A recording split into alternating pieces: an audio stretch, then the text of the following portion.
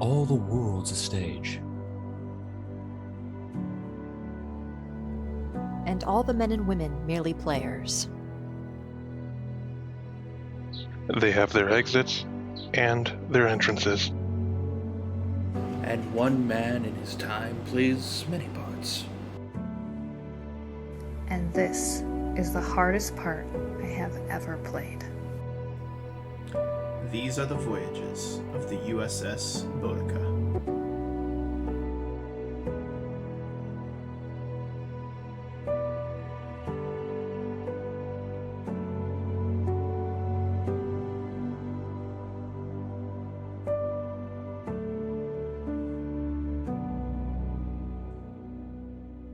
All right, so it wasn't a perfect intro because I definitely had Twitch up in the background and forgot to mute it, so there was some double speak there. But you know what? If that's the worst technical issue we have tonight, I'd say that gets 3.5 howls out of a possible 5. So, awoo, awoo, oh, there we go. Or awoo, awoo. But anyway, I digress. So, welcome everyone to episode 2 of Star Trek Mell.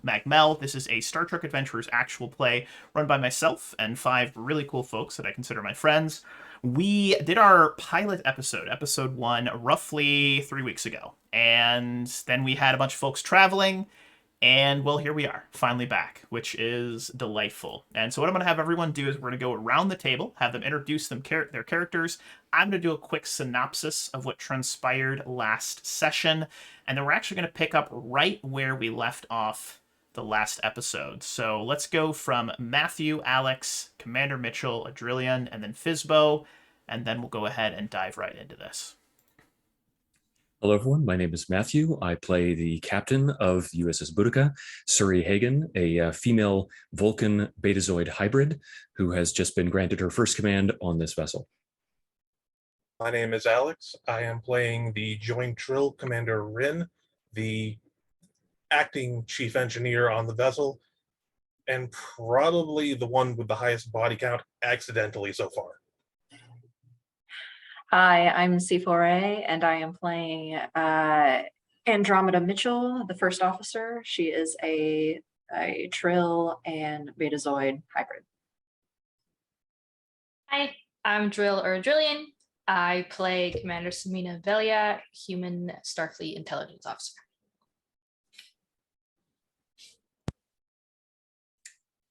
You're muted, Fizbo. Terrible. Sorry. And I go by Fizbo. I'm playing Jasoniman, the science officer for the USS Boudica.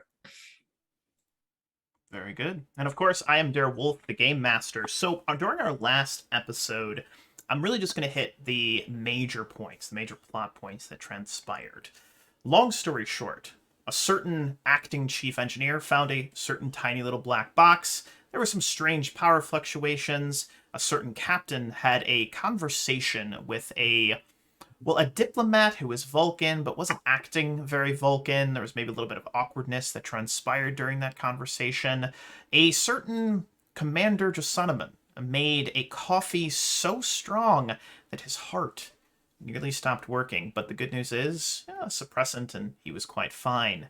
And then a Commander Velia, she received some information from Starfleet Command that mentioned that there may be a spy or some sort of traitor aboard the vessel, and that it could be anyone, and her job was to root out that particular spy. Commander Mitchell, you'd been dealing with some odd questions from that same diplomat that Captain Hagen had been working with.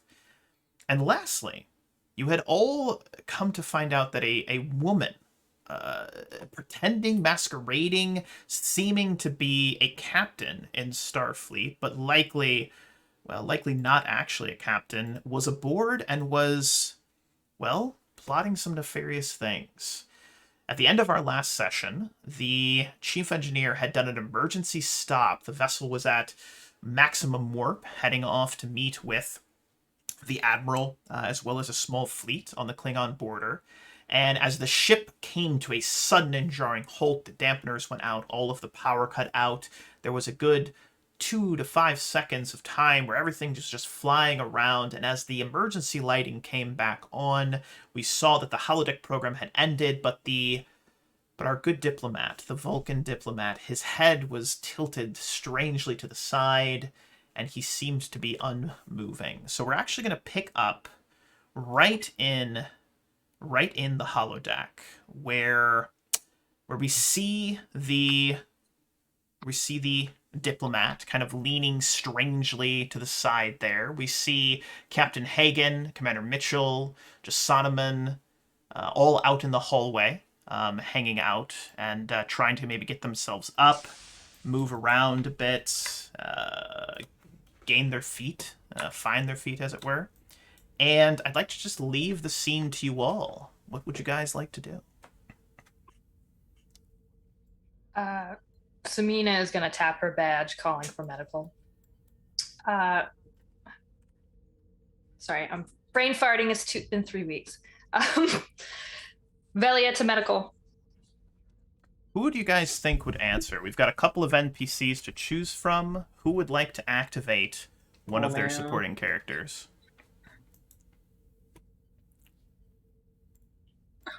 The supporting character I put in medical is particularly good at emergency situations like this. Might be a good option. Yeah, why don't you go ahead and activate them then? You can be the one that answers. If I could remember their name. You do have. We've got Lisbeth. We've got Nurse Neri. We have Specialist Sloth. Nair, excuse me. We've got the EMH, and then we've got Griv Horash. Yeah, it's that one. Griv Horash. I remember now. Very good. So this is Horash. What the hell just happened? Emergency transport of the ambassador now. Can you do that from medical? Sure. Sure. Griv will run over to the emergency medical transporter and activate the site-to-site transport.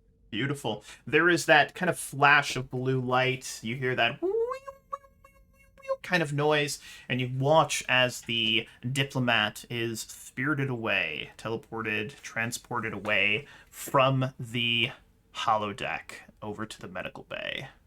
What do the rest of you do at this point?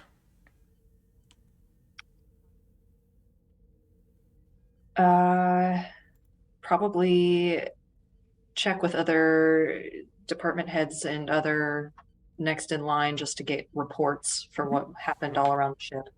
So what you're hearing right now, Commander Mitchell, you tap your comm badge, you start to hear multiple department heads coming in. We've got wounded, there's some damage on decks 3, 6, and 1. One of the consoles at the bridge blew out. Jimmy is suffering from a broken arm. The good news is you're not hearing any reports of any deaths, any fatalities, just a lot of minor injuries, broken arms, broken legs, bumped heads, maybe a concussion or two, but no one seems to have died, which is a good thing. Now, Captain Hagen, as Commander Mitchell is tapping her comm badge, having these conversations, your comm badge chirps as well. But it's an odd chirp. You know, it usually makes that almost like a little chickadee kind of noise, like a tit-tit-tit. This is like a tit-tit-tit. It's just a little bit of a lower tone, as though it's either broken or something strange is going on. But as it chirps, you hear this woman's voice. Captain Hagen, you and I are due for a conversation of sorts. I understand you've just had the diplomat transported to the medical bay. It would be in our best interest if he remained there indefinitely. I think you've already started this conversation and probably ended it by attempting to disable my vessel and kill my crew. I wasn't the one that disabled the vessel, Captain. That was your acting chief engineering officer. I was simply trying to perform something that must be done. You know what I hate about people like you? You speak in generalities and vagaries. Well, Captain, if you'd like to get something a bit more specific, well, in that case, meet me on deck 7. Oh, and Captain, be sure to come alone. Do I recognize the voice as the same person I talked to? 100% Fizbo. 100% Commander Jasama. Yeah. You absolutely do. Captain, that's the same person who I saw with the map of the deck. That stands to reason. Just confirming. Thank you, Commander. I appreciate it. And she's going to sort of massage at her brow where a small cut has opened up, leaking green blood. And she's going to tap her comm badge. Captain to engineering. Go ahead, Captain. This is Commander Rin. Report.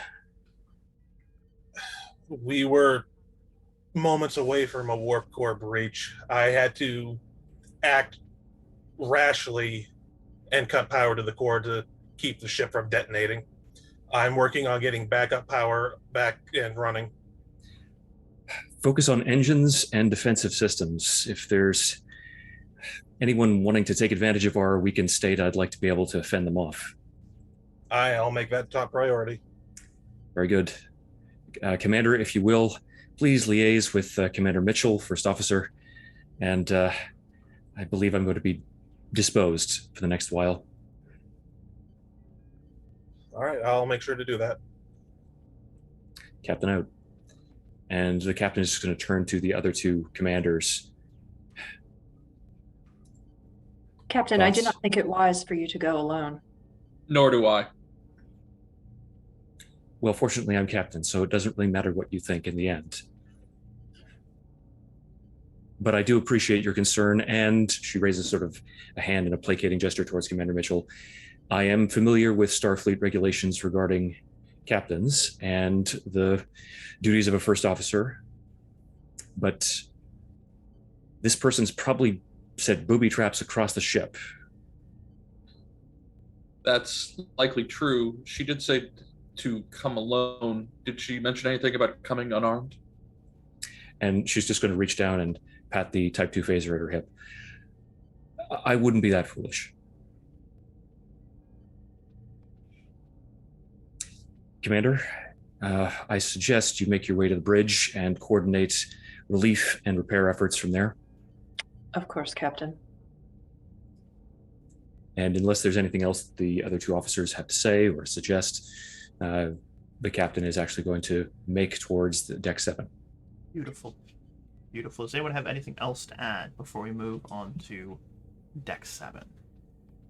Samina will just be plowing off a emergency report to headquarters. Well, and taking into account that conversation that they just had. Very And good. I'm going to head over to check on my science staff to make sure no experiments are about to explode now that the ship has been brought to a sudden, very violent halt. So I want to make sure it's on fire. I absolutely love that. So what we're going to do is we're actually going to follow as the four of you just sort of depart from the hallway just outside of the holodeck. We're going to watch as the camera seems to follow behind the good intelligence officer for a little bit. You know, the captain heads off to a turbo lift. The commander, first officer, does so as well. All of you heading off to your different locations. Science, I believe the first officer is likely heading to the bridge to help, you know, I guess coordinate all of the different repairs and offering medical aid and whatnot. But as we see the good commander, the good intelligence officer, round a corner, she is walking down this hallway, and she gets about halfway down when the data pads that you carry with you, it's the same data pad that you had gotten earlier. I believe you had left it or set it down somewhere, correct me if I'm wrong, or had you brought it with you? Remind me, please. And if you don't remember, I'm just going to make a call right now. I don't think she ever put it down because she had that meeting with the captain I agree. and the It first was with her officer, at all and I don't times. think she she showed it to anyone. So that little data pad that you had that had the message from Starfleet Intelligence warning you that someone aboard the vessel was a traitor, someone was not to be trusted. It was your job to find it out. It chimes. There is a little message that appears on it, once again asking for that 30-some-odd digit code to be entered. but it appears that Starfleet Intelligence has something else to share with you. And she'll type in the code. Beautiful. You get it right on the first try this time, which is good. You do get it right on the first try. But as the message kind of glows, there's a bit of a... You've ever watched a computer monitor or a TV kind of do that little blink thing where it like shuts off for a second and then kind of flashes a few times? Your data pad does that. It may even encourage you at that point to maybe knock it a little bit. Like, that's strange. But finally a little message appears on there, very similar to that kind of, golden orange looking, imagery you'd see, or little lettering on different consoles and whatnot. And the message simply says, new information. Captain Hagen, primary suspect.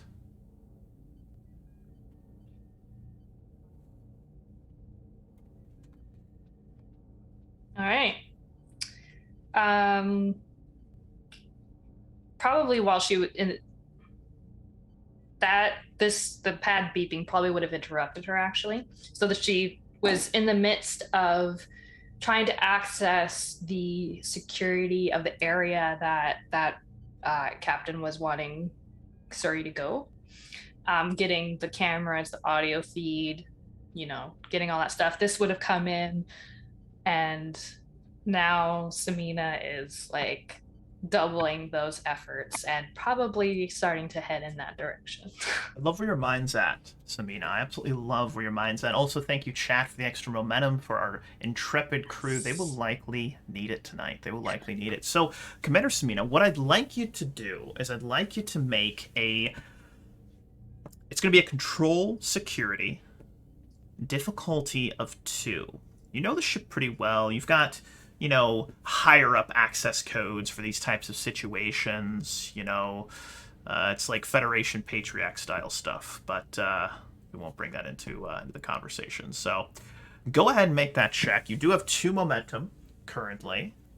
Difficulty of 2, control security to go ahead and get access to those cameras. And a focus of espionage? Oh, 100%. Absolutely. Just I would spend one of those. Oh, well, I guess you don't need. Holy schmolies. That's actually going to gain you an additional momentum. You guys are up to 3 momentum, which is, well, that's pretty darn good. If I had to say so myself, that's pretty darn good. So describe to me again, Commander Samina, what exactly do you want to be able to see? Are you trying to simply access the security cameras of that deck through your tablet? Are you looking to get readings of some kind? Just kind of fill me in. She wants to know everything that's going on in that room, visually, audio, if there's happen to be any heat signatures, chemical signatures, like anything that she can get from this, where they're meeting up. I love that. I absolutely love that. So a couple of things that is interesting about the deck that this woman, this captain, or at least this woman masquerading as a captain, there is, well, that's where the lower level of engineering is, which is interesting. It's in that forward saucer section. It's also where the 2 hangars of the ship are, as well as there's a number of like lower deck crew quarters in that area as well. So there's a lot going on. There's a lot of different places for folks to hide, to meet, to do whatnot. And you're picking up a multitude of life signs, everyone that's engineering, Commander Rin, all of his staff. There's a couple of folks inside of the bays, of the hangars, moving around, likely trying to make sure ships weren't damaged and what have you. But what is perhaps the most interesting thing is that the starboard side of this deck, the forward starboard side of the deck, there are roughly 16 different quarters in this section, crew quarters. There should be someone in these quarters. There should be multiple someones in these quarters, but currently there is no one. There is no one registered in those quarters, and it almost seems that whenever someone is walking down the hallway, you're watching someone walking across this kind of forward hallway, they get to roughly where the ship is kind of, if you imagine the front of the ship is cut into sections of 4. We've got hangar, right in the center. We've got the engineering, and then up top we've got those true quarters, those crew sections. So the starboard front section, someone walks towards it and disappears, as though they walked into and just turned invisible. You can't pick up their life signs. So your inquisitive mind will likely wonder what the hell's going on. So while she's still continuing on the way to this deck 7, she's going to pin tap her comm badge. Commander Velia to Commander Rin and Commander Jasoniman. Commander Rin here, go ahead. Jasoniman here. There seems to be a sensor dampener in insert section here of the ship. I need you guys, one of you or both of you together separately, to look into that. And she'll I'll be send right the there. information. I'll get a team to work on it. Commander I'll make Rin. haste. Commander Rin, that is very close to where you currently are residing inside of engineering. That's very close. In fact, you could probably get there in 3 to 4 minutes if you really wanted to. But with that being said, we're going to cut away from the good commander, the good intelligence officer. We're actually going to pivot over to Commander Mitchell. Commander Mitchell, you've arrived on the bridge. You've arrived on the bridge of the Boudica. And let me just go ahead and pivot you guys over to the bridge. I don't know if we saw the bridge last session. I don't think we did. So this is probably our first view of the bridge, which is exciting. It's not a huge bridge. You know, it's practical. It's functional, as it were, is the best way I would describe it. But we see the good commander moving on to the bridge, and let's see who's on duty today. Of course, my Roll20 is being a little slow, so bear with me here. I said we wouldn't have any more tech issues, but we are. But that's okay. All right, so the commander walks onto the bridge. And commander, as you walk onto the bridge, there should be crew members on the bridge. There should be people here, and there should be someone maintaining and manning the ship, but the bridge is empty. It's completely devoid of life. What would you like to do about that? I go to each station to make sure things are operating as they should be. And control security, difficulty of 2, please. That seems to be our favorite check of the evening. That's all right. Momentum or? let me see what focuses I have. Starfleet protocols. I like that. That'll work. I like that.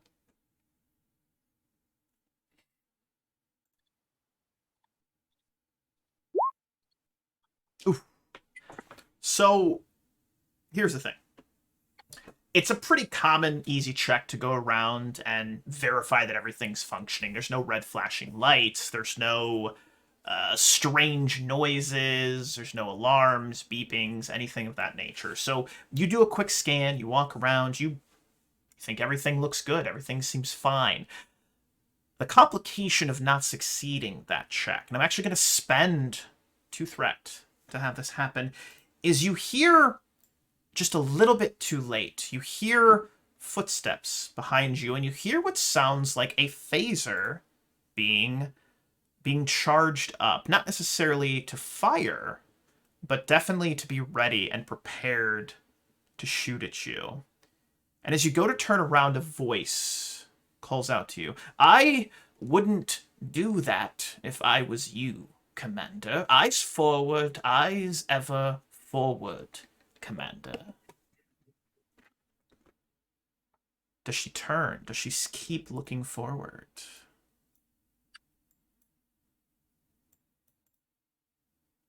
What station is she standing in front of? You are right next to the con. You're right next to the helm station, as it were. just because I don't know specifics of bridge layout, would there be a means of subtly contacting security while I'm standing at this?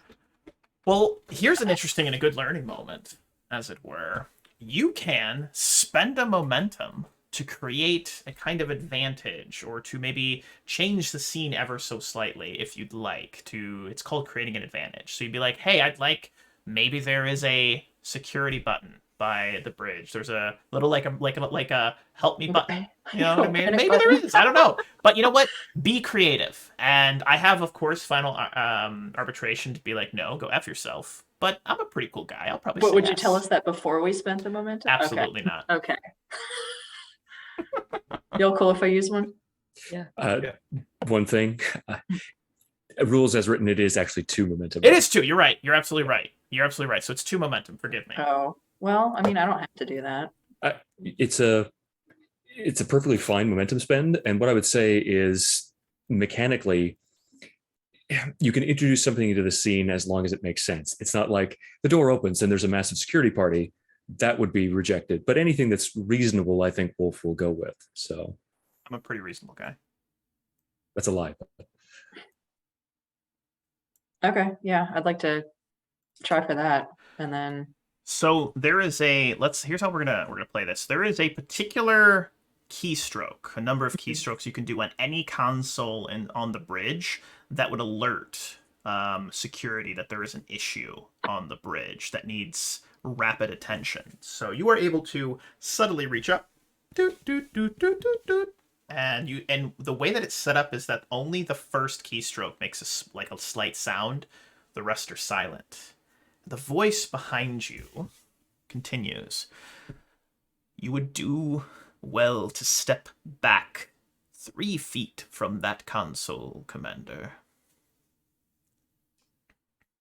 How did you get on board? Questions that do not deserve or want answers. It matters not. What matters is that what we came here to do is completed. Certain things are moving, certain things are happening, and certain things must indeed take place.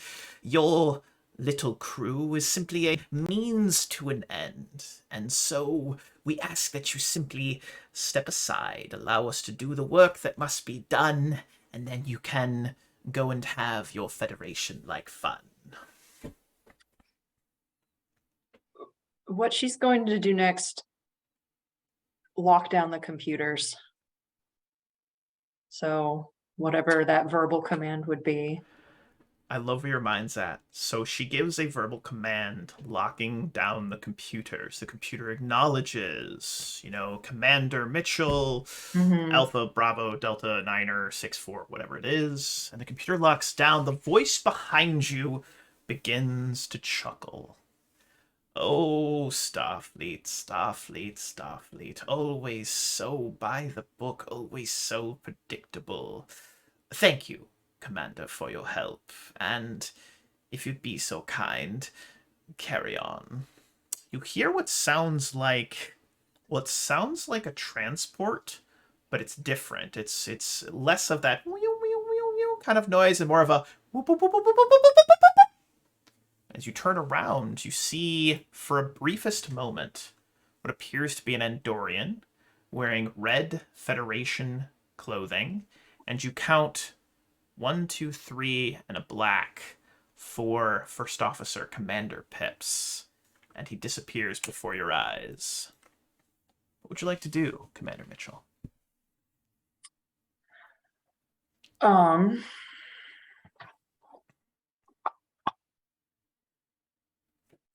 That's a great question. I would, I guess, again, notify security about there was an intruder on the bridge. If they didn't already know about the one that had been seen, there might be multiple. Well, 2 security officers. We've got Matthew's character as well as Alex's character will enter onto the bridge, and I think this would be a great moment to activate those supporting characters as well. So Alex and Matthew, you guys enter onto the bridge and you see your first officer before you.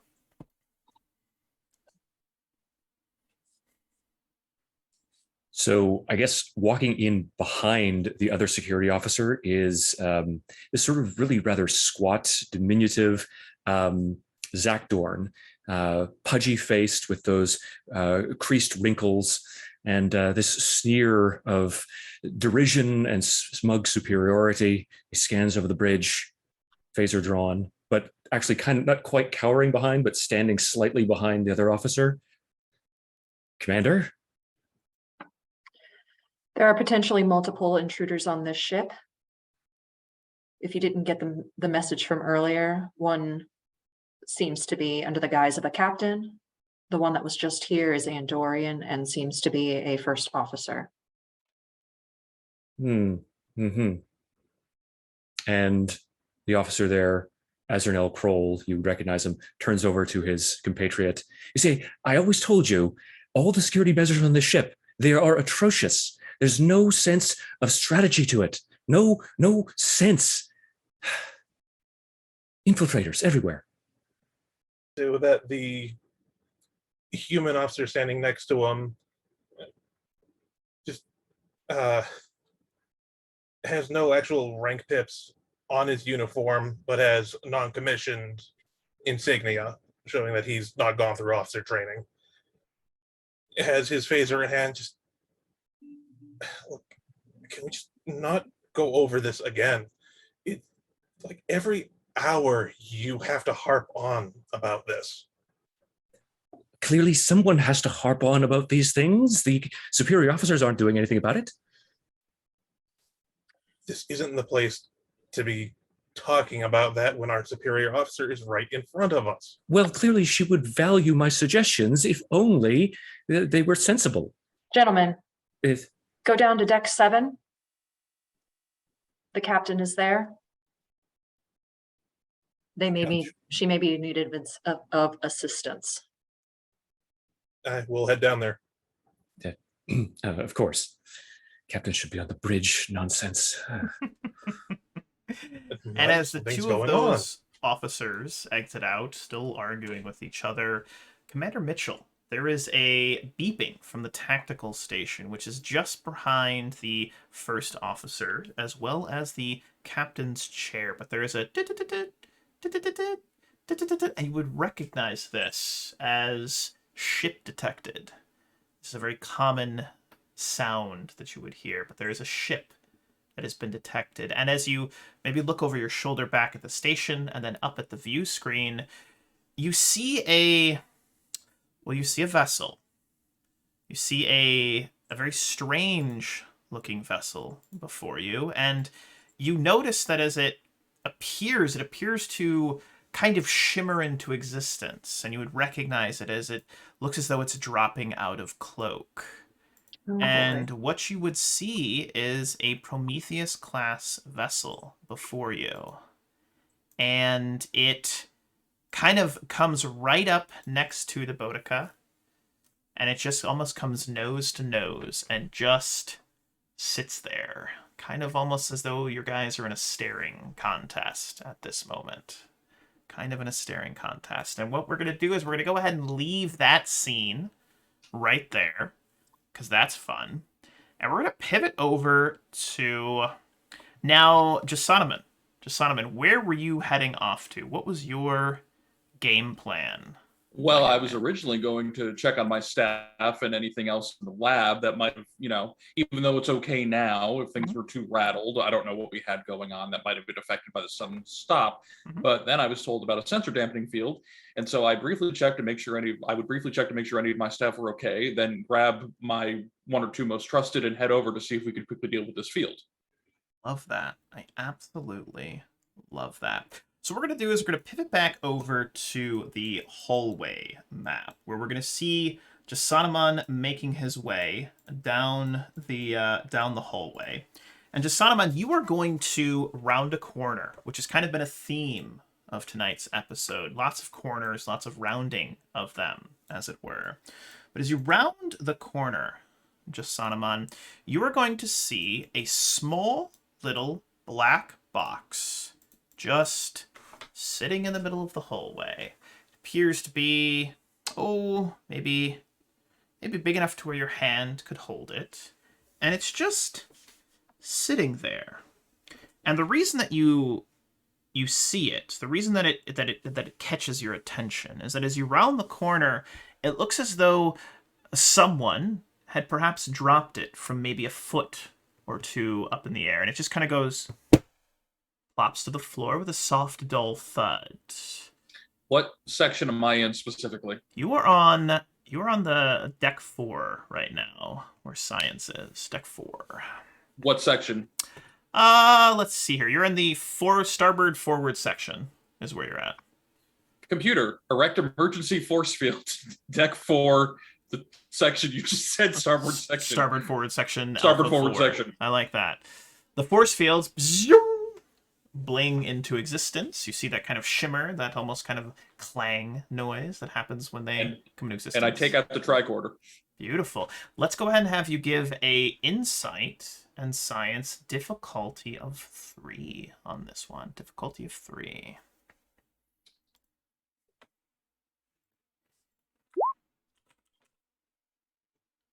There is you can roll it from your character sheet, actually. You can roll it from your character sheet. So open up your character sheet. You'll click Insight. It'll ask you my apologies. What it is. Yep. And then what focuses do you have? What focuses do you have? Well, I have probably nothing that applies here except for potentially experimental technology. I'll allow it. I like that. That's good. That's good. Yeah, I like that. All right. Then what was I rolling? I apologize. You're rolling an insight and science, difficulty of 3.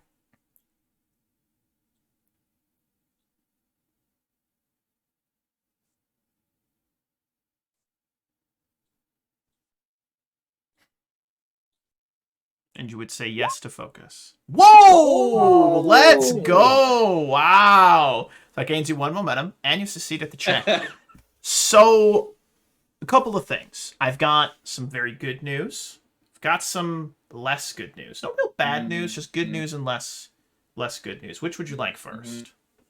Bad news first, always. Bad news first, always. So the bad news is that this device is 100% alien in nature, and like nothing you've ever seen, the tricorder is scanning this device, it's scanning this material, and it is reading, the periodic table of elements like nothing you've ever seen. The computers are almost confused as to what it is. You're getting all these strange readings. It reads as gold, it reads as cobalt, it reads as platinum, it reads as aluminum, and then it just continually changes. So either it is a substance that you've never seen before, or that its actual substance is changing drastically and constantly morphing. Correct, you got it. The other less than good news is that it appears to be drawing power through, well, everything, the very air itself. And it's very subtle, it's very slight. But as you watch it, you can kind of see it almost move, as though it's maybe even alive. It kind of like wiggles a little bit, like it's very subtle. That was the less than good news. The good news is that it appears to be drawing power from only inside of the force field. The force field seems to have, at least at this point and at this time, you answered the question before I got stopped it. I got you, Habubu. I got you. All right, and we watch as it starts to draw. And as it starts to draw that power, you see the lights in this hallway just kind of flicker a little bit, but they don't go out. Any other questions? You are the science officer, so you can ask one additional question for free during a particular scene, if you have anything else. It's drawing energy that could potentially do a lot. Is it just drawing energy, or is it also drawing from particles in the air? Is it affecting life support in the area it's contained within? It is. Okay. So it's drawing potential energy from... So I want to be very clear. When I say energy, matter itself is a kind of energy, right? It is literally drawing matter into it. So it is like eating it's starting with like electricity, power, that kind of power. Then it's starting to draw matter. You actually see maybe little flakes of carpet kind of. It's very slow though. It's very slow and methodical process.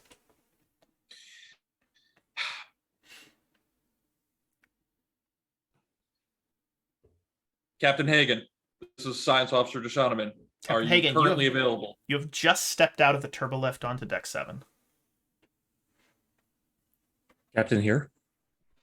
We have a potential spatial anomaly device. I have not yet had time to understand exactly how it functions, but it is pulling energy towards it like some sort of black hole. It is registering as multiple materials. I would love to analyze it, but I don't want to screw with this since we just had a potential terrorist attack. Continue analysis, transport off the deck, advise. If you can get a transporter lock on it, get it off the ship. But my concern is that there might be more if there's one. Liaise with our intelligence officer to try to conduct a thorough internal scan. Acknowledged. And if you can't transport it off, and she kind of settles into a weirdly distinct posture that's different from one that she's assumed throughout the rest of the her interactions with other characters. Now that nobody sees her, it's just like a change of affect. And she goes on to say, if you can't transport it because you can't get a lock, try to bind it up in a static warp shell. If you can reroute power through the secondary EPS manifolds on deck 3, you should be able to project, using the internal force field system, a static warp bubble that would isolate it from reality. It wouldn't have anything to consume. Acknowledged. And good luck. To all of us, Commander. And go ahead, please.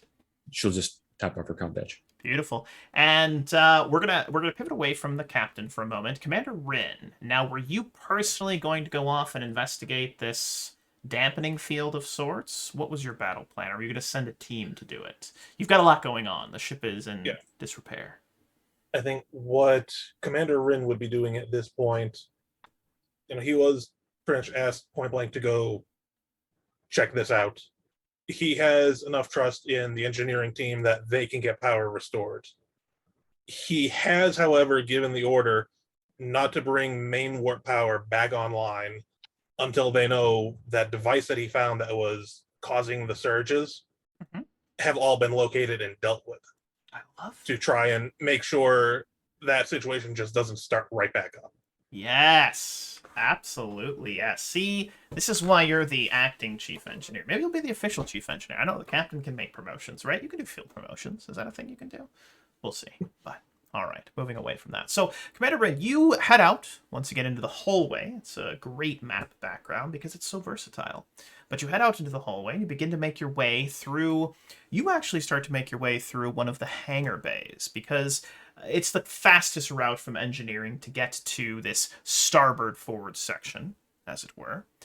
And what we're going to do is we're going to see you move through the hallway. You actually go straight. You go straight away. You can actually see the hangar bay. And as you're walking towards it, you have your tricorder in hand. Maybe you're jogging. Maybe you're just walking at a quick pace. You get to the doorway to the cargo bay, and it doesn't, or excuse me, the hangar, it doesn't open normally. It just kind of does like a and just opens about 3 inches. And inside you see flickering lights, you see sparks, and you hear what sounds like, if you've ever taken a piece of paper and you've tore it very, very, very slowly. I'm talking like just real slow, like just a kind of like one of those. Oh man! And you recognize what that sounds like? You know what that sounds like? That sounds like a very slow tearing of metal, as though someone is like literally ripping a chunk of deck plating up and off of the floor, maybe from the wall, maybe from a very shuttle itself. But it sounds bad. What would you like to do? From what I can gather, the slight opening of the doors, whatever's beyond there hasn't noticed that. No, whatever's beyond there hasn't noticed that. And as you actually look through that little 3-inch opening, hovering about 15 feet in the air, just kind of oscillating and undulating in the center of the room. Can you guess what it is? another one of these black Oh my boxes. lord, have mercy! It is. There's so many of them. How delightful! And you watch as just tiny bits of metal. You can see the plates on the floor, just ever so slightly reaching up like long tendrils. It's just slow and just that tearing noise. I'll grab another piece of paper if you want me to. I'll do it. I'll make it happen. I have so much. Just one of these. What do you think? I think what Rin would probably do first, sidestep to one of the computer panels beside the door to the shuttle bay. Accessing that is going to see if there are any life signs within the shuttle bay currently. 4. Stable, but unconscious. Using the panel, he's going to try and transport them out first. Beautiful, beautiful, beautiful, beautiful. You know what? You want to just give me a momentum? I'll let you do that. You're pretty good with engineering and stuff. I like that. Why don't you just give me a momentum? Come on. I will give you that momentum. Beautiful. Very quickly, you transport. And once again, Griv Harash back in the medical bay. You see 4 more injured folks appear on the beds. And I'd like to just give the good doctor himself, Griv, I'd like to give him a moment to say something cheeky. Do you have anything cheeky to say, Griv? Griv.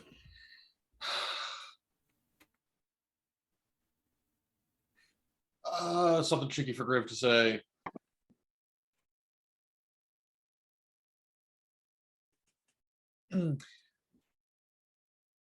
I haven't seen this many sudden unconscious bodies since I was pledging at the academy. That was worth the wait. That was good. I liked it. That was worth the wait. That was worth the wait. Well played. Well played. No. You may have a momentum back for that. That was glorious. There you go. That's perfect. So net neutral. That's good. I like that. All right. So Commander Rin, you have transported the 4 individuals out of the bay, and that ripping, tearing sound, it never increases in speed. It never really increases in intensity. It's just a slow.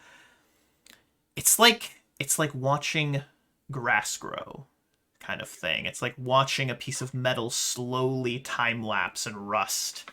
That's what it feels like. That's what it sounds like. That's what it seems like. What would you like to do? So when Rin stepping away from the door, I'm assuming that it closes back up, seals again. Mm-hmm. Using that same control panel, he's going to open the shuttle bay doors and decompress it. I love it. I absolutely love it. Now that one's going to require a roll. That one's going to require a roll because you go to check the panel, you realize that the doors to the shuttle bay, they're jammed. And they're jammed because based on the readings that you're getting, they have bent in ever so slightly. And they're not going to slide open as they should. So how would you like to handle that? Do you want to try and force them? Do you want to transport a hunk of the door out of the section? I don't know. You've got options. I think the route he will take, he will try and get a little extra power into the mechanism of the doors to get them to start opening. Depending on how far they open, he may just override the force field and just, even if they're not fully open, decompress it that way. So my favorite part of this is that you all have started with 1, 2, 3, 4, 5, 6, 7, 8. You've got about 8 shuttles on one side and 8 on the other. You're about to lose half of your shuttles in episode 2, and I think that's beautiful. I think that's wonderful. And I support you in this endeavor.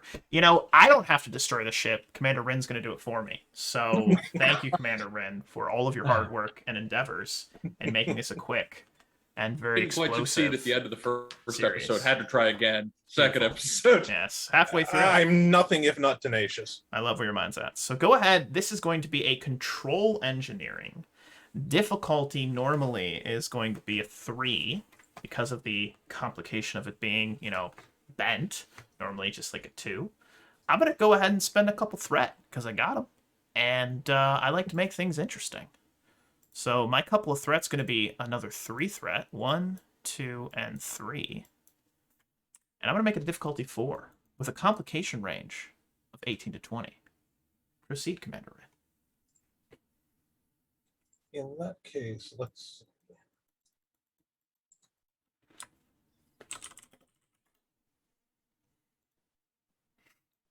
see. We currently have 2 momentum. 2 momentum currently.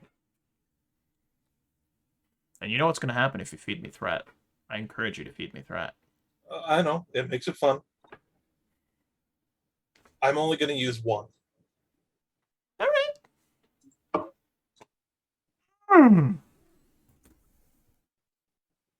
Let's go. Let's go. Come on. Come on. Let's go. I'm excited. I'm excited. I'm nervous. And would my focus of starship construction be in effect here? As I'm trying to work with the shuttle bay doors. Wait. I'll allow it. Let's see. Ooh, he gets it! Bam! All right, beautifully done, sir. Beautifully done. Wow. Oh, it's beautiful. So you're like, boop, boop, boop, boop, boop, boop, boop. You mess with some force fields, kind of bend the door back in. You increase power to the gears, and you hear the sickening, not that soft, slow tearing noise, but a sickening scraping and grinding noise. And you listen to it, and as the doors open, you can hear the wind from the other side of the doorway that you're standing next to, this kind of gust of air and the crash of metal and the clang of the ships. You're not sure how many, right on this moment, are expelled, but you hear this kind of like all at once cacophonous noise, all of the ships and metal and whatnot being torn out. And then there's this kind of slow tearing noise that gets a little bit louder and louder and louder, as though someone is tearing a piece of paper, and instead of going slow the whole time, just goes quick at the end. And you take a scan of the interior, and that black box, well, looks like it's been expunged. Looks like it's been expunged. Probably standing there at the console, realizing all the shuttles have been jettisoned. They were only Type 6 shuttles. Nobody was going to want to use them anyways. I was going to try and put the force field back in place over the damaged doors. You were able to put the force field back into place over the damaged doors without issue. And with that, we're going to pivot over to Captain Hagen, who is walking out. She is walking out of that turbo bay, the turbo lift doors. You've entered into this crew quarters area, and you notice that, well, it's actually quite alive. There are people moving around. There are folks helping others, working with the wounded. There's a couple of bumps, scrapes, knees, and whatnot. And Captain Hagen, what do you do in this particular hallway? So, righting herself and regaining that air of kind of aloof humor, she's going to just sort of stride confidently down the hall, but she's also going to take out her tricorder and tap her comm badge to come over to sickbay as she kind of gets stuck in this emotional loop, feeling the emotions of the crew, using her empathy, feeling that fear, that concern, that anxiety as people are being brought to sickbay and the like. And it's going to remind her of the ambassador and some of the strange behaviors that he exhibited. So she's going to calm to sickbay. 2 things. Those emotions that you're feeling, does it give you a proximity of how close they are to you? Yes, the relative strength of the emotions would affect the them. strength of the emotions you're feeling should be significantly closer, considering that everyone around you is, well, right next to you. You're not picking up any emotions from these crew members around you. Huh. I guess noting that she's actually going to stop, hold back a little bit, calm to sickbay. Mm-hmm. Captain to sickbay? No response. Captain Bridge? No response. Can I take a scan of the region? You absolutely can. Okay. Taking out your tricorder, you do a quick scan. You are picking up one life sign. One life sign. It is about 50 feet from your location. It's in it's in one of the rooms, one of the crew quarters along this section of the ship. The reading off as human, female, and as you scan, you start to pick up emotions. You start to pick up a very calm, collected, as though someone is maybe the type of emotions you might feel from someone that's meditating. What would you like to do, Captain Hagen? Given that I can't actually detect any of the people around me, I'd like to focus my tricorder scans on them. What are they? Are they a hologram? Are they holograms? A hallucination? They're holograms. Yeah. Can I, using the tricorder, cross-reference their appearances with anyone in the Starfleet database? Are they meant to represent members of my crew? They are meant to represent members of your crew, correct. Looking at that database, is there anything that stands out, like just doing a quick cross-reference of these particular individuals? Mm-hmm. Were they meant to be on this deck at this time? They were not. Okay. Is there anything that the computer pings out as being similar in their background records or their past experiences that would give me some indication as to why these people are being shown? Brilliant question. It's a brilliant question. What I'm going to have you do is you're actually going to have to make an insight security check. Difficulty of 3 on this one. I can't pull anything past Matthew. I swear. I'm like, I've got this great plot. It's super secret. No one's going to guess it. And then Matthew's like, poke hole, poke hole, poke hole, poke hole. And I'm going to make you make a check. There it is. Insight security, huh? Can I sell you on insight and command in that I am querying the database and using my authority as a captain to cross-reference it? I mean, this is like a procedural command task rather than security. All right. Okay. Then I will give you 1 threat to get a bonus die. Mm-hmm. And it was insight command? Correct. Difficulty of 3. 3. Don't really have any foci here, which is my fault for taking music as a focus because character, you know. Yeah, I'll give you 2 threat and 1 momentum to roll 4.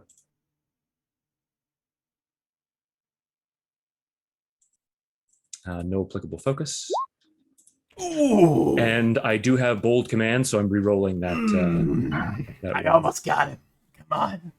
Insight command 1d20. No focus. Ooh. All right. You don't pick up anything. There's a lot of data to sift through in a short amount of time. Maybe if you had more time to investigate, maybe an hour or so, you could find something that they all have in common. The one thing I will give you, Captain, is that all of the members of this deck were very last-minute additions. Very last-minute additions to the crew. That's the one thing I will give you. But, I mean, that could just be whatever. Doesn't really stand out as being that odd. Can I access the holo emitters on this deck? I presume that they're everywhere across the ship so that the EMH can access them? Exactly. Can I shut down the holo emitters? You can. You have command access, absolutely. Okay. I'd like to direct a scan towards that room where the 1 life sign is residing. Mm-hmm. Do I detect any abnormal power flows or the like moving between the holo emitters and that room? Yes. Can I ascertain what those are? You can, with a check. Yeah, so I'm probably not going to be very good at that because my engineering is terrible. So I'm going to say I'm not even going to bother trying. Mm-hmm. Can I glean anything about the life sign in the other room? It's human. She's very calm. And what other questions do you have?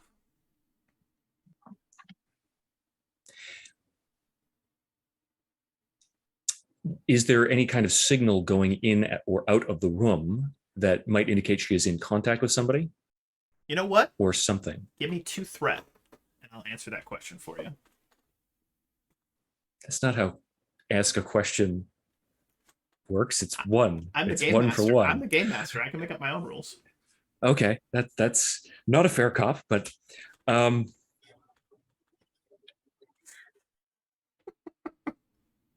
you.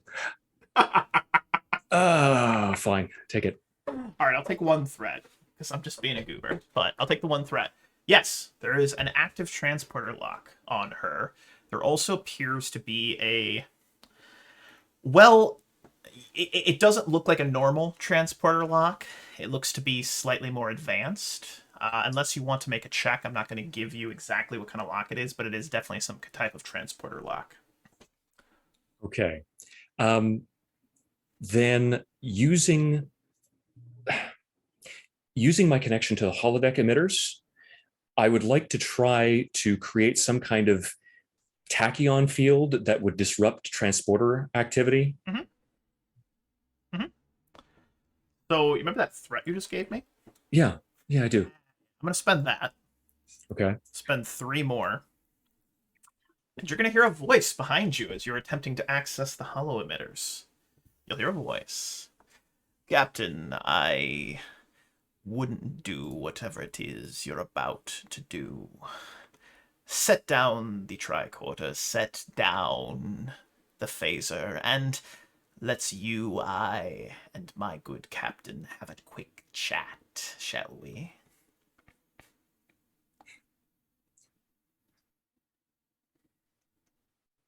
Yeah, she'd do it. She's how far is the voice? Can I sort of get a Seems to be maybe 10 to 12 feet behind you. Hmm.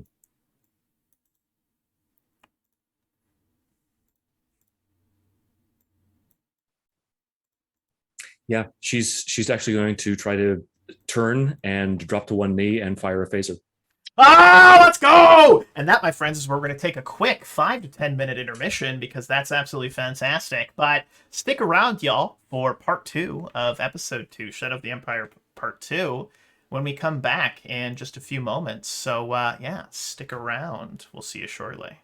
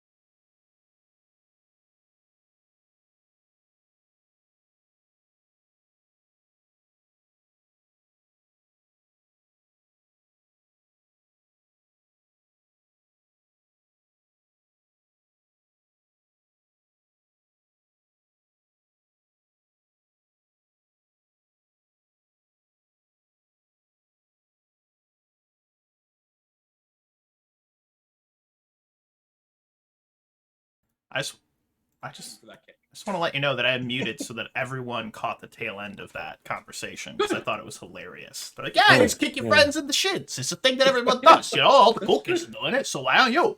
You never kicked your friend in the shit. You got to give it a try sometimes. If you haven't tried it 8 times, how do you know if you're going to like it? But I digress. So, we last left off our intrepid adventurers, the captain, in a moment of cocksure Kirk-type energy, spun around to fire her phaser at a blue Andorian holding a similar phaser in his hand, but we're not gonna follow that scene right there. We're gonna let that sit for a few moments because we're gonna pivot back over to Commander Velia. I'd like to know what exactly is she doing. She had asked for some help, for some folks to investigate what was going on Deck 7. What's she up to? So while she was doing all of that, she was actually heading to where the captain is. I love that. I absolutely love that. So as you are heading down to where the captain is, we're actually going to have you, let me go over to this little section. Let me go over here. Let me close this. We're going to have you once again walking down the hallway.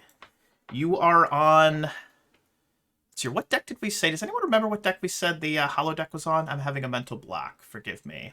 Deck 4, 5? 4 sounds right. 4 sounds right. 4 sounds right. We'll say deck 4, and then I'll go back and I'll just edit myself. I'll be like, it was deck... There, I left a pause there so that I can edit it in. Perfect. All right, so with that being said, you are heading down towards the turbo lift from your location, and as you get close to the turbo lift, you're about 10 feet away, the turbo lift actually opens, Commander, and out steps a captain, but not the captain that you are looking for, not the captain that you are heading to talk to, but a different captain, a captain with red hair and a bit of a, not an angry look on her face, but a very perturbed look on her face,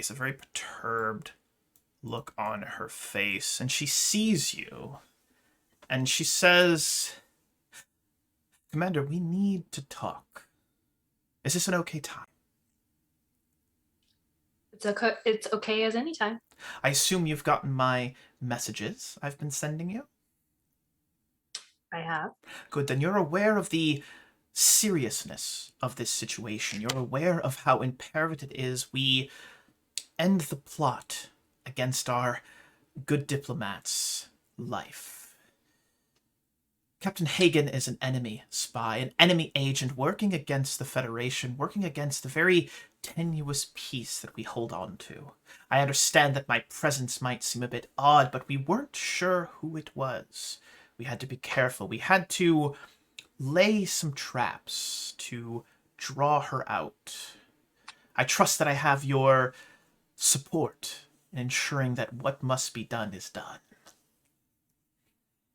I'm going to need to hear your authorization code first.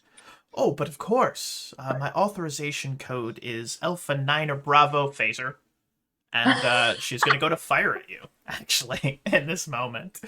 And, yeah, she's going to go ahead and make a quick check here. So I like to think that she actually said Alpha 9 or Bravo Phaser. She did, absolutely. Alpha Niner Bravo Phaser is what she says. So she's going to go ahead and she's actually going to make a quick check here. And here we go. She does have a focus.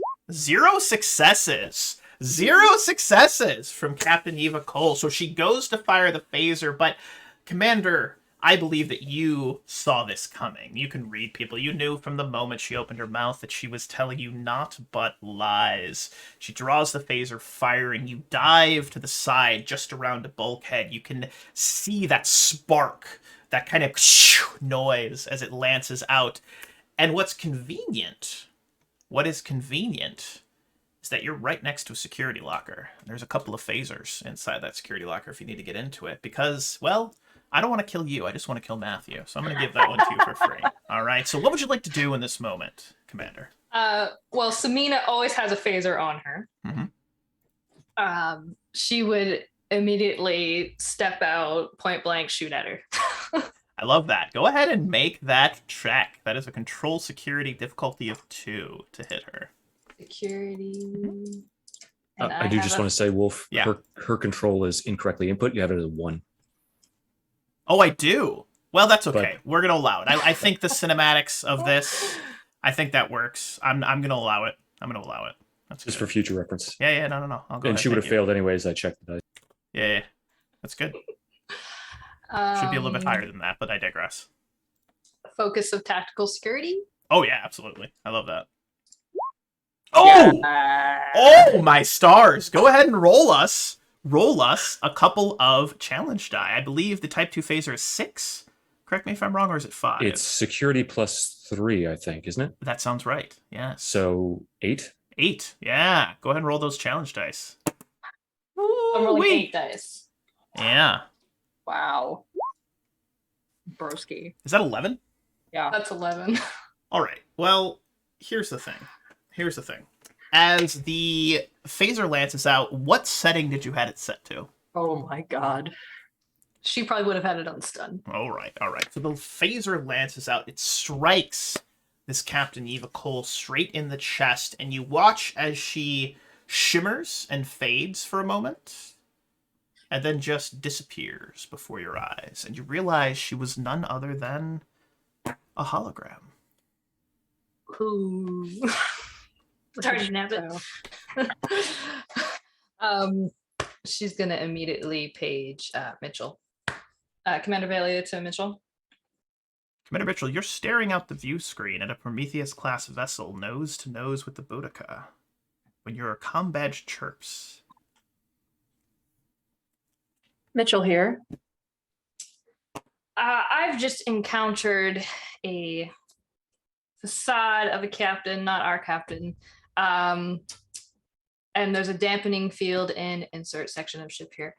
I'm currently heading towards the captain, and I want to keep you updated.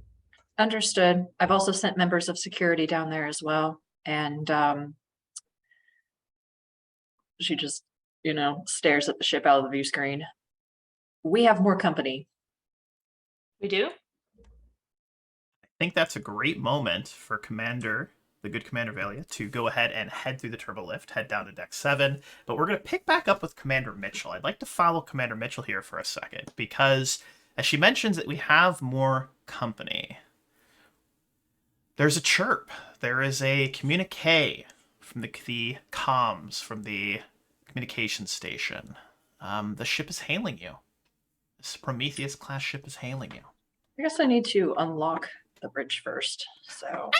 Want to. I mean, it may help. I'm not saying it would or won't, but yeah, it might help. I think it would, yeah.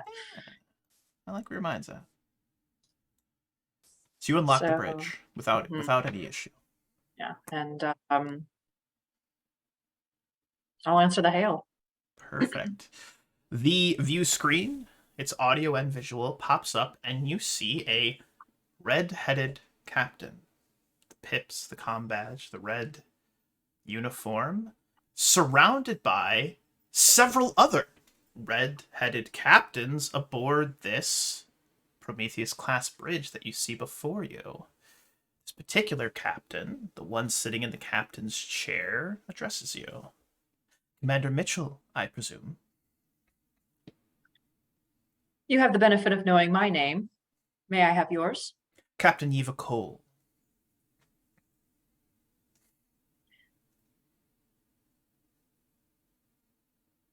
What business did you have on our ship, Captain? Business that will soon be concluded, as long as your crew stops getting in our fucking way. So do us all a favor.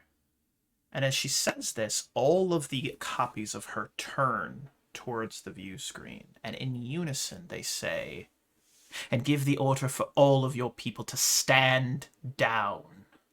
All of the other crew members, the duplicates of the commander, of the captain, all go back to their business, and then that single captain version of her sitting in the chair stares at you very intently.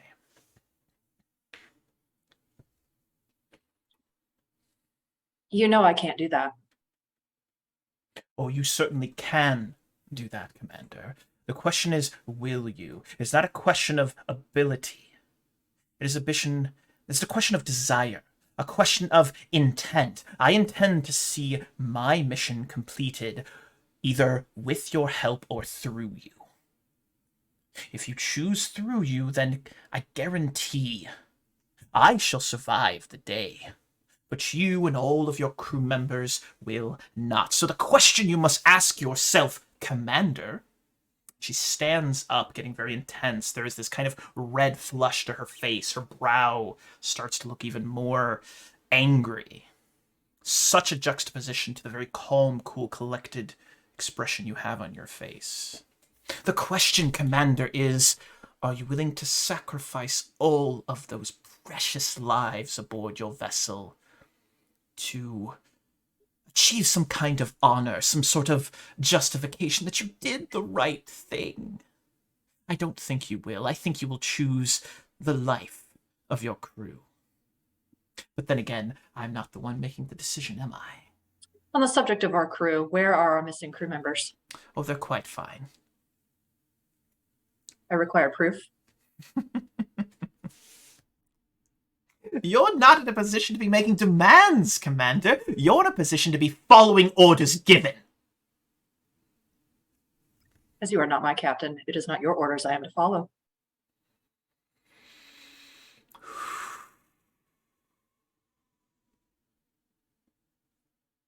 Typical. The communication ends. You get a reading from the tactical station that the Prometheus-class vessel in front of you has raised shields and is charging weapons. Go to red alert. Ship goes to red alert. Shields up. You rush over to the tactical station. You raise shields. However, you go to raise them and realize that main power hasn't been returned, so the computer gives you a little bit of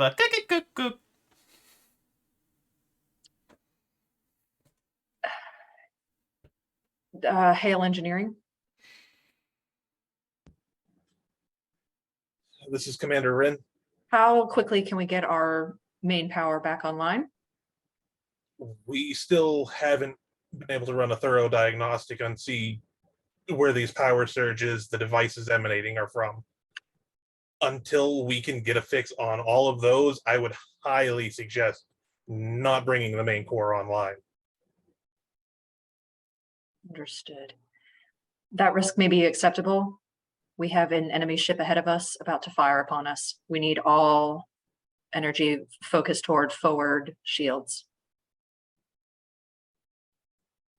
I'll get the core online as quickly as I can. Beautiful.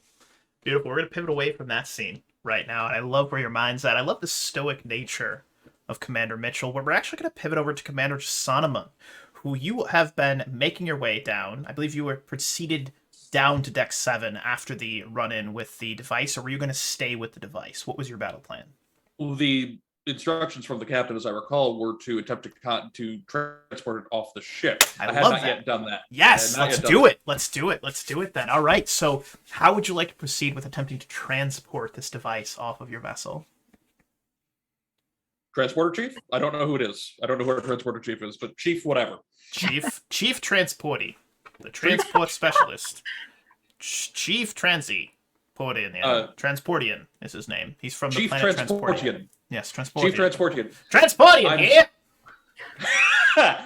I don't know. Sorry. I have an unusual device I need transported, well, as far away from the ship as you can get it. I'm sending you information from my tricorder now. Try and lock onto these coordinates, and with something that's emerging as several different things simultaneously. Did you say unusual device?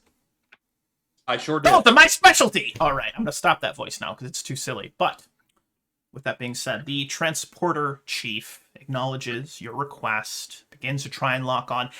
As he is speaking to you over the comm badge, he's saying, I'm trying to get a lock, sir. It's changing. It's like every time I get a lock, it modifies itself. It almost seems like it knows what I'm trying to do, sir. I could try to surround it with a small warp field and maybe warp that out. I don't know, sir, but I can't get a lock on it. I am concerned about what creating a small warp field around it might do. I have a possibly easier solution. Does it involve cake? No. That's a reference to Oh, last right. session. Yeah, okay, I got you. I forgot about that. That's Yes. fine. Don't worry about it. All right. I'm going to lower the force field briefly to go into that area, put my tricorder on the device, step back out, and have it lock onto my tricorder. So I just want to make sure that I heard Commander Jasoniman correctly. You want to lower the shields. I want to into the area with the device, just so that I heard you correctly. And then you want to get close enough to set your just hear me out. I want to make sure I understood. Set your tricorder on the device. Is that correct? I need to expedite this as quickly as possible. I don't know what it's doing. I'd rather put myself at risk than any of my staff. Fizbo, I love you. Oh my God, do I love you. Thank you, Fizbo, for just being insane. This is beautiful. All right, so you lower the shields. I erect one behind me. Oh, absolutely. Then Good. Yeah, you're not in here with the device. The device is your device is in here with you. You're in here with the device. There it is. That's this is just like Rorschach. Yeah, just like I Rorschach. hope it ends differently. Yeah, it's not going to. All right, so you step in. Shield goes down. Shield goes up. As soon as the shield goes up, you notice something. You can't hear anything. There's no sound. You should hear noise. You should hear the engineering. You should hear maybe like little buzzing noises, the hum of the engines. There's no sound. And the air itself inside of this force field feels almost thick, like you're pushing through like a mesh of some kind, or like a very swampy bog. It's hard to move forward. And as you get closer and closer to the device, you're almost trudging forward like in slow motion. You then start to hear kind of these whispered voices.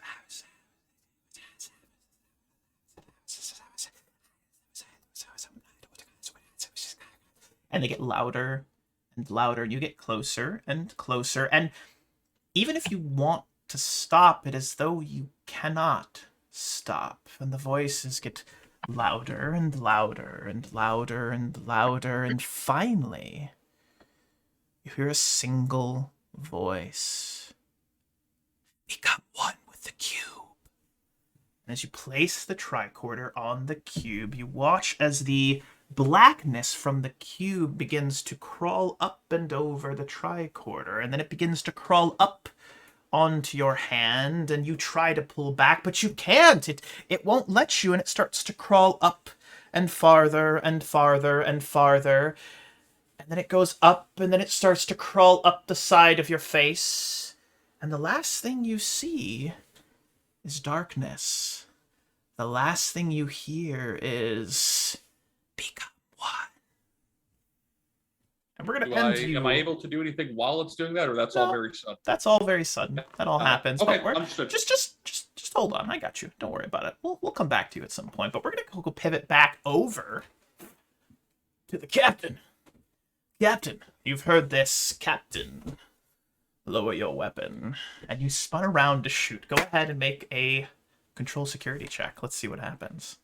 Yeah. I'm going to spend my determination using the value. Let's see. Loathes her Vulcan father and his culture, because this is utterly illogical what she is attempting to do right now. I'd say that's irrational. Absolutely love where your mind's at. I'm going to pivot us back over to the hallway. I am going to let you make your check. Go ahead and make your roll. Make your roll. Okay. I'm going to change who is here. Focus. Oh, okay. That's 2 successes. Go ahead and roll some damages. Okay. So that will be, don't have the challenge dice macro up. So. Ooh, nice solid blow into the Andorian. You strike the Andorian. It seems to hit him, kind of glow for a second. He looks over at you and says, "A poor choice, Captain," and then dissipates into nothingness. A hologram as well. A hologram as well. The captain's going to shake her head and use the tricorder to order the ship to deactivate all of the holo emitters on board.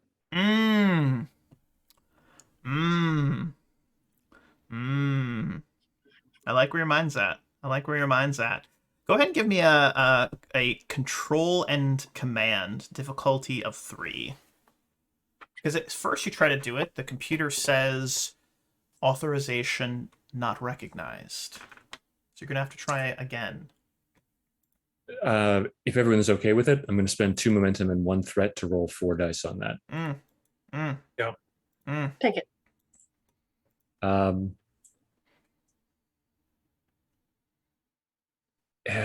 don't have any focus side for that.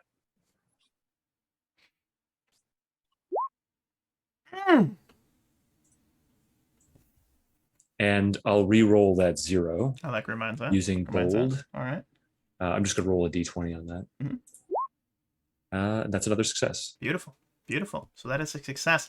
All of the holo emitters across the ship deactivate at once.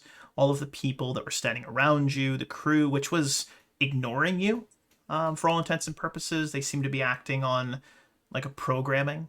They all disappear.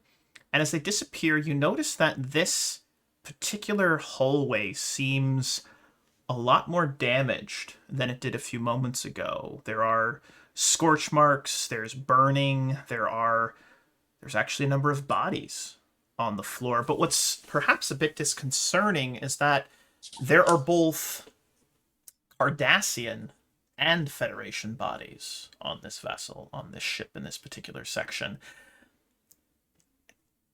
This ship doesn't look like the Boudica, at least this section that you're in. It seems different. It seems like a different vessel altogether, and it seems that a great battle has taken place here.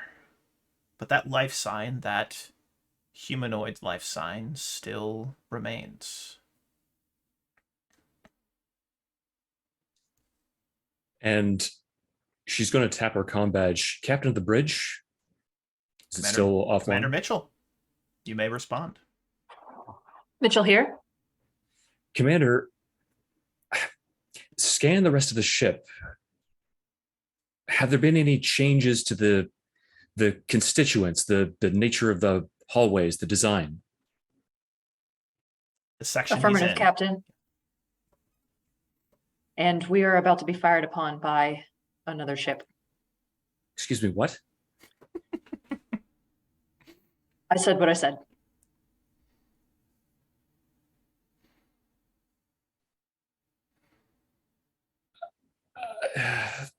Do you have a tactical officer at No, sir. Currently, there is no one else on this bridge except myself. I have engineering working on getting shields up. Properly staff the bridge, Commander? I'm going to deal with our intruder, and I'll be there as soon as I can. Aye, sir. She'll just not deal with that mess and just tap her comm badge. That's a problem for future. That's a problem for the commander. Yeah. Can I scan the material as she's walking towards the door?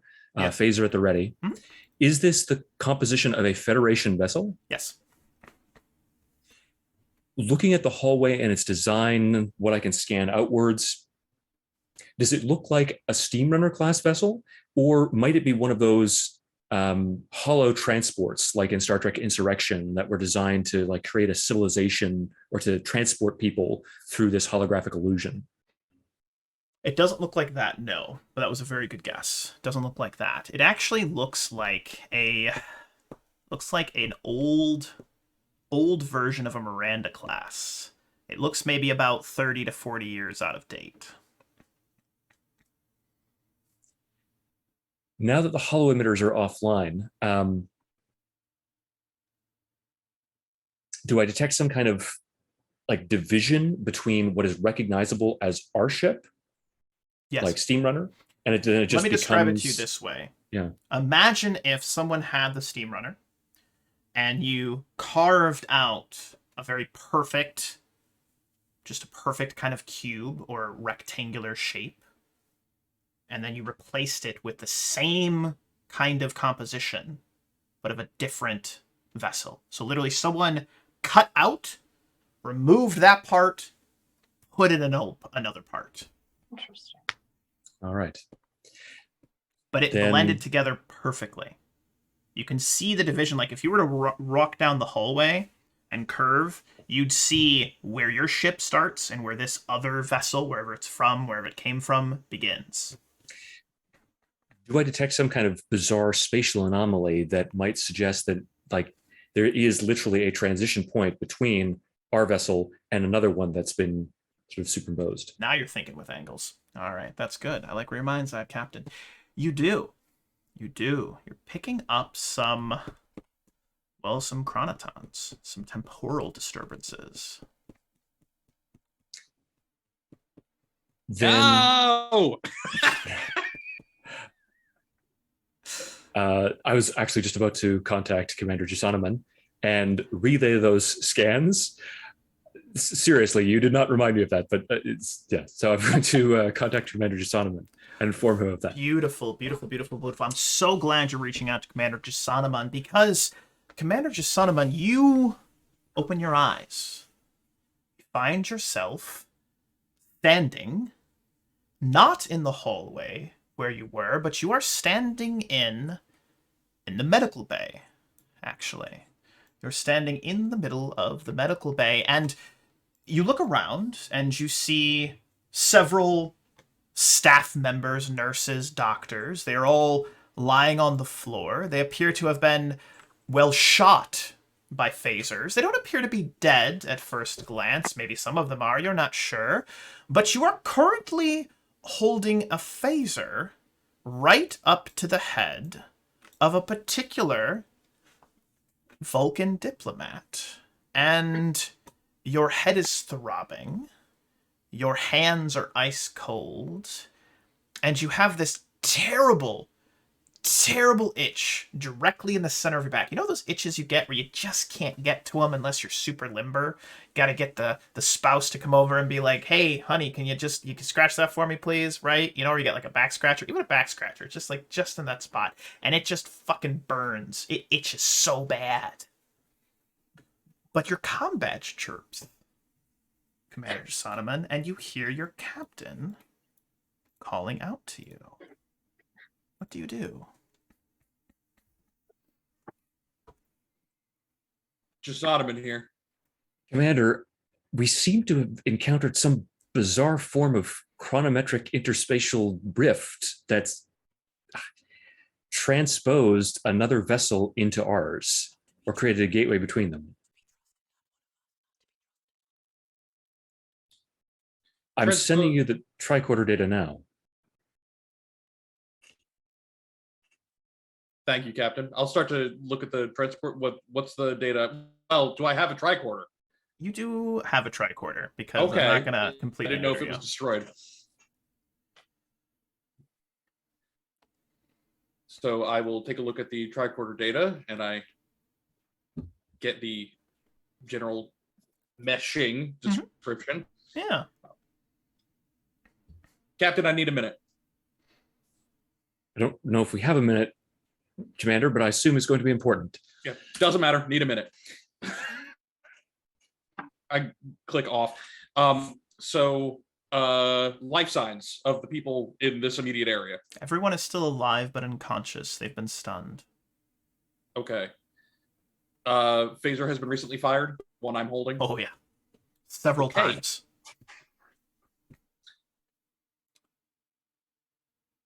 Shoot. Yeah, you're dead. Commander, Yeah. I must ask. It's the diplomat. Are you in communication with the entity presently? I must assume that I am. Yes. Then our little trap seems to have worked, Sonneman. I just must say I am sorry you had to be the one to act as the bait. Not you in particular, but everyone. May I ask you a favor, Commander? You may ask it. Would you please lower the phaser? You notice, Jasanaman, you have that phaser, like, almost dug into his rib cage right now. I didn't even realize I was doing it. Yeah. Yeah, I'll holster the phaser, Mm-hmm. and I'll get to work as quickly as I can analyzing the data the captain gave me. Insight then... science, difficulty of 2. It's a pretty easy check. You're smart. I'd take a momentum anyways.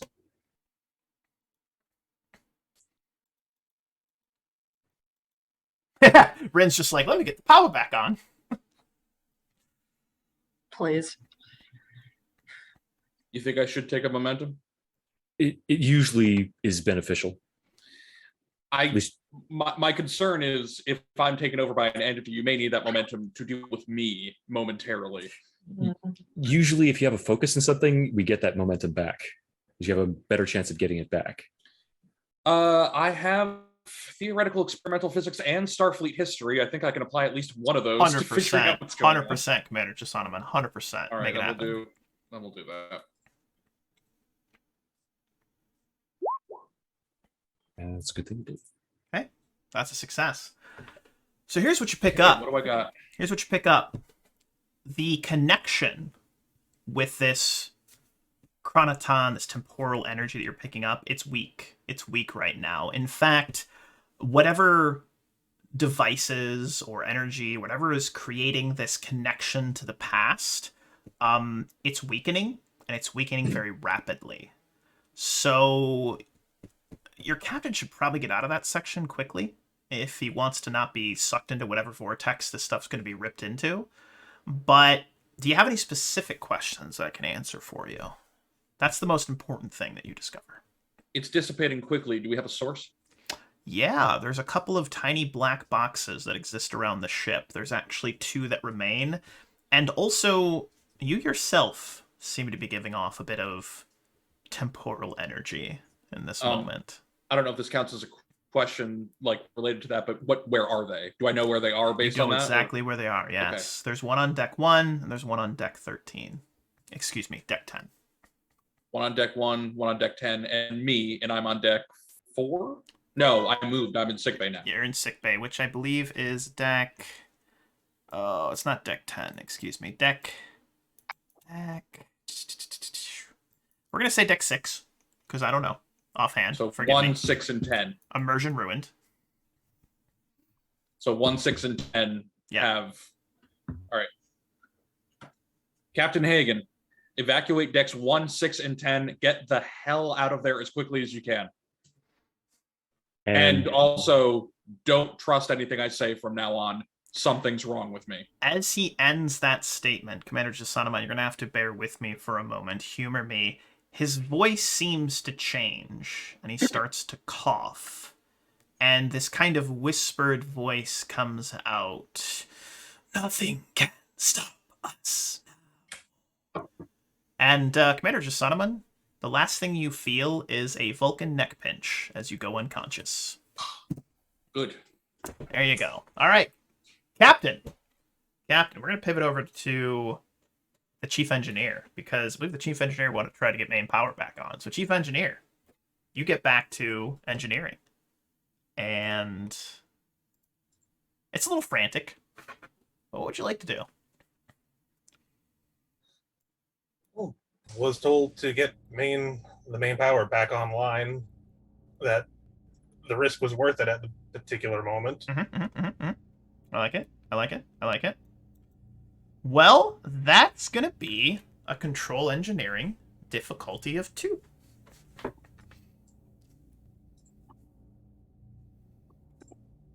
Just to make sure we do it, I will use that 1 momentum we have. I love it. As you do that, I'm going to spend my last remaining threat to increase your complication range to a 15 to 20. And power generation systems. This is how we almost blew up the ship last time. I'm excited. Ah, man. All right, that's fair. Fair enough. You get 2 momentum right back. All right, you got me. All right, fair enough. All my threats gone. Dang it. So you do some jerry-rigging. You do some stuff that's not exactly by the book, and you probably shouldn't be doing because it might blow the ship up, but hey, the commander said she needs power. The power all starts to boost back on, As soon as it does, though, there is a shuddering as the whole ship vibrates. Matthew, Captain Hagen, you see the very walls of the room around you kind of phase in and out of existence. And as they phase, you hear what sounds like combat. Phasers being fired, screams, fires burning, and you can kind of see these little almost windowed-like images of a great battle taking place on the very deck that you're standing on. She is immediately going to start running for the exit or for the turbo lift or the edge of this phenomenon. Fitness and security, difficulty of 2. But one question, as she's running, does she actually detect the emotions of that combat? Yes. Okay, so this is real. All right. And it was fitness security, you said? Correct. Okay, well, I did not use fitness as a dump stat. So as you start sprinting down the hallway from behind you in the direction of where you were picking up the female signature, you hear that voice. Be seeing you again very soon, Captain. And I look forward to it. And then you hear that kind of weird teleport, transporty type thing happen. And you can assume she's disappeared. But go ahead and make that difficulty 2 check. Let's see if she can run or if she's going to be sucked into the past. Difficulty 2 or difficulty? Difficulty 2. Okay. It's because you're also going to have to dodge phaser fire because it's coming through these windows. Yeah. So if everyone's okay with this, I'm going to use 2 momentum and 1 threat to roll 4 dice. I'm going to spend that threat to increase your complication range from 19 to 20. Yeah, I guess you're a dick. That's right. Oh. All right. Did we get a complication there? 19. Oh, 2 19s. Mine. But you did succeed, which is good. So you succeed, but a bite with a complication. So you're running. You go left, you go right, you dodge a phaser. You see a dagger come flying across the room. It nicks your shoulder. You take 2 points of stress damage. You continue to run. You watch as the very area around you, the material, the physicality of this deck starts to phase in and out of existence. You go to step, and you step through the floor. You stumble. You're feet away from the turbo lift. You get up to your feet. You continue to run, and as you dive towards the turbo lift, you feel the very material, the very existence behind you blink, and there's now a void, almost like space behind you. You are literally stuck in the vastness of space for a split second. And then you hit that turbo lift as it opens in front of you. You land, however, you pass out. And that's going to be your complication. You pass out from the, freezing cold. You pass out from the lack of oxygen, and you are completely unconscious in the turbo lift. With that, we're going to go back over to Commander Velia, who has arrived on Deck 7. You're running, and you hear some emergency-type sounds, red alert's still going. And as you round the corner in the direction of where the hallway's supposed to be, you see a big open space. You can see multiple decks up, multiple decks down, and there's an emergency force field that's been erected right there. What would you like to do? Scan the ship for the captain. I love that. The captain is in a turbo lift on the other side of the vessel. You're on the port side, he's on the starboard side. She is alive but unconscious. Okay. Is the turbo lift moving? It is not. Can I tell it to go to the deck that medical is on? You absolutely can. She's gonna do that and then send a message to medical to send some people to the turbo lift to pick up the captain. So there is a response from medical. However, it's not a medical officer. It's a particular diplomat. I'm reading you loud and clear, Commander. Unfortunately, most of the medical staff is indisposed. I will work on reviving them and ensure that the captain is taken care of. Is everyone else all right? Why are you in charge? Everyone else is unconscious, Commander. Why? Commander Chisonoman fired upon them with a phaser, and then I used a Vulcan technique to pacify him.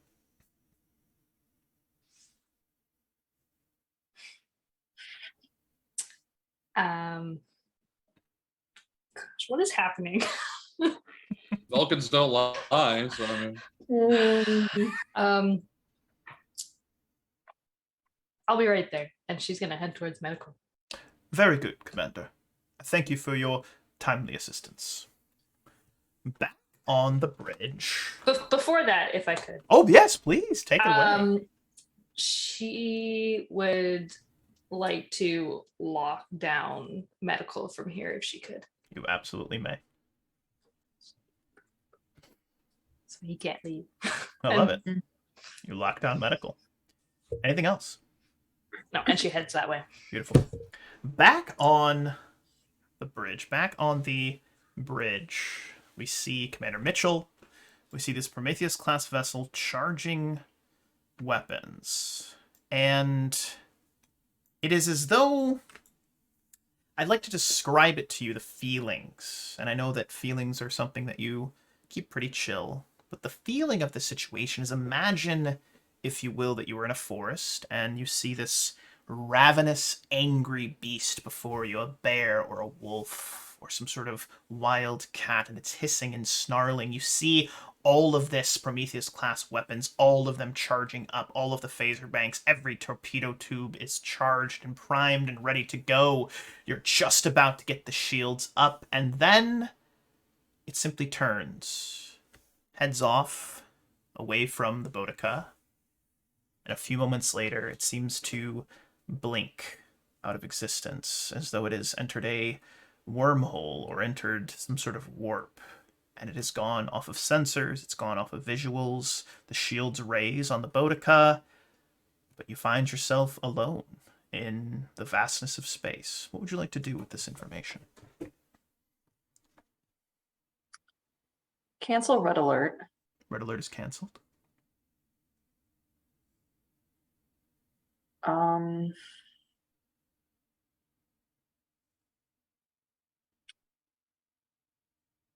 I guess check on ship status and locate our missing crewmen.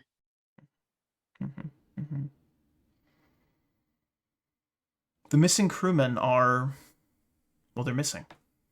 You're missing about 23 people out of your crew. We're not sure where they went. You're also missing a chunk of Deck 7. It's just gone. We're not sure where it went. But the reports you're getting from your department heads are that repairs are underway. The Commander Rin had, I believe, given the order to track down the rest of the devices. Correct me if I'm wrong, Commander. Thank you. So the devices, where they were, those locations have been discovered. The devices appear to be gone, though. They're just gone. There's damage to those sections, tearing of bulkheads, similar to the way I described the hangar bay, excuse me. And yeah, the only other thing is that there is a report that the captain is being taken to medical, but that medical's been locked down by the good commander, the intelligence officer. So I can surmise whatever their mission was, they were successful and have now left. Apparently.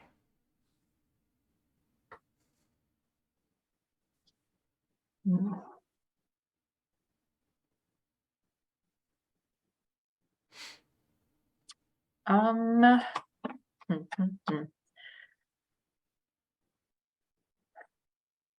don't know. That's all right. Maybe the commander just stands there a bit dumbfounded with the weirdness of what's transpired over the last hour or so. But where we're going to pivot over is we are going to pivot over to the medical bay. And in the medical bay, we have a unconscious Chisonoman who has been restrained in a medical bed. You can be conscious, but the diplomat has asked you to stay calm because the entity feeds off of heightened emotions. At least that's what they've been told. And Commander Villia, you arrive. You see two security members. You're actually going to see the two security members that you see. You see Alex's security person, and Commander Mitchell. Do you have a security person as well? I do. You do. Why don't we got rid of Anzernal.